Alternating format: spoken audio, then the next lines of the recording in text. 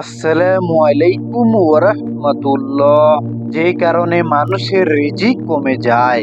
রিজিক মহান আল্লাহর অন্যতম নিয়ামত। ইবাদত কবুলের অন্যতম সত্য হালাল রিজিক। হালাল রিজিকের জন্যই মানুষ পরিশ্রম করে।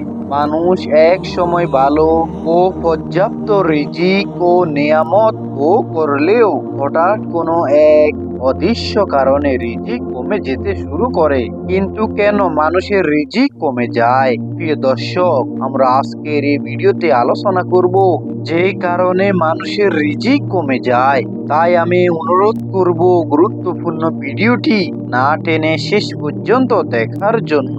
মানুষের রিজিক কমে যাওয়ার কারণে হতাশ হয় আর কারণ খুঁজে বেড়ায়, কোনো কারণ খুঁজে পায় না, কিন্তু গুনাহের কাজ ছাড়ে না, অন্যায় পথে চলা বন্ধ করে না, অন্যায় অপরাধের কথা চিন্তাও করে না। এই অপরাধ বা অন্যায়ের কারণে মানুষের রিজিক বরকত কমে যেতে থাকে। হাদিসে ফাঁকে রিজিক কমে যাওয়ার প্রাকৃতিক কারণ উঠে এসেছে। তা হলো হযরত সাওবান রাদিয়াল্লাহু আনহু বর্ণনা করেন, রাসূলুল্লাহ সাল্লাল্লাহু আলাইহি সাল্লাম বলেছেন, দোয়া ব্যতীত আর কোনো কিছুই ভাগ্য পরিবর্তন করে না। নেক কাজ ব্যতীত আর কিছু মানুষের আয়ু হায়াত বাড়ায় না, এবং কৃত গুনাহের কারণে বান্দা জীবিকা রিজিক থেকে বঞ্চিত হয়। এ হাদিস থেকে বোঝা যায়, মানুষ যখন গুনাহ করতে থাকে তখনই রিজিক তথা জীবিকা থেকে বঞ্চিত হয়। মানুষের রিজিক কমে যায় যা মানুষ অনুমান করতে পারে না। গুনাহমুক্ত জীবনের জন্য প্রয়োজন আল্লাহর কাছে ক্ষমা প্রার্থনা করা, তবেই আল্লাহ বান্দার গুনাহ ক্ষমা করে দিবেন, রিজিকের বরকত দান করবেন। যেভাবে আল্লাহ তাআলা কুরআন ও পাকে ক্ষমা প্রার্থনা ফজিলত ঘোষণা করেছেন, অতঃপর বলেছি, তোমরা তোমাদের পালনকর্তার ক্ষমা প্রার্থনা করো, তিনি অত্যন্ত ক্ষমাশীল, পরম দয়ালু।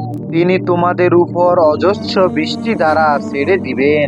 সুবহানাল্লাহ। তোমাদের ধন সম্পদ ও সন্তান সন্ততি বাড়িয়ে দিবেন, তোমাদের জন্য উদ্যান স্থাপন করবেন এবং তোমাদের জন্য নদী নালা প্রবাহিত করবেন। সুবহানাল্লাহ।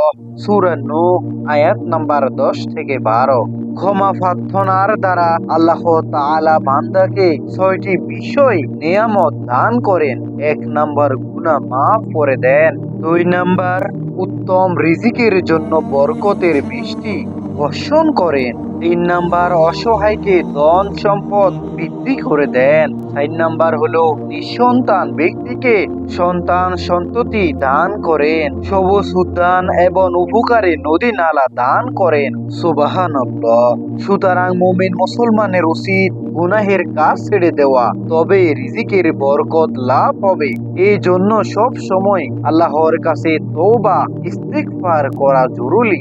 ছোট থেকে সাইয়্যিদুল ইস্তিগফার পর্যন্ত সবগুলো ইস্তিগফার বেশি বেশি পড়া, আর তা হলো আস্তাগফিরুল্লাহ, অর্থ আমি আল্লাহর ক্ষমা প্রার্থনা করছি।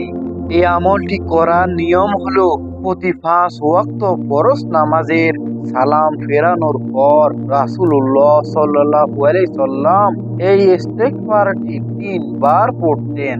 প্রিয় দর্শক, প্রতি 5 ওয়াক্ত ফরজ নামাজের পর অবশ্যই এই ইস্তিগফারটি 3 বার পাঠ করবেন। রাসূলুল্লাহ সাল্লাল্লাহু আলাইহি সাল্লাম প্রতিদিন নিজেই এই আমলটি করতেন। দ্বিতীয় ইস্তিগফারটি হলো আস্তাগফিরুল্লাহ ওয়া আতুবু ইলাইহি, অর্থ আমি আল্লাহর ক্ষমা প্রার্থনা করছি এবং তার দিকেই ফিরিয়ে এসেছি। সুবহানাল্লাহ। এই আমলটি করার নিয়ম হলো, এই ইস্তিগফারটি প্রতিদিন 70 থেকে 100 বার পড়া উচিত। রাসূলুল্লাহ সাল্লাল্লাহু আলাইহি সাল্লাম প্রতিদিন 70 বারের অধিক তাওবা ও ইস্তিগফার করতেন।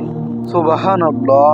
প্রিয় দর্শক, বেশি বেশি যখনই সময় পাবেন তখনই ইস্তিগফার পাঠ করবেন। ইস্তিগফার পাঠ করলে আল্লাহ তাআলা সকল গুনাহ মাফ করে দেন এবং বান্দাকে 6টি নিয়ামত দান করেন।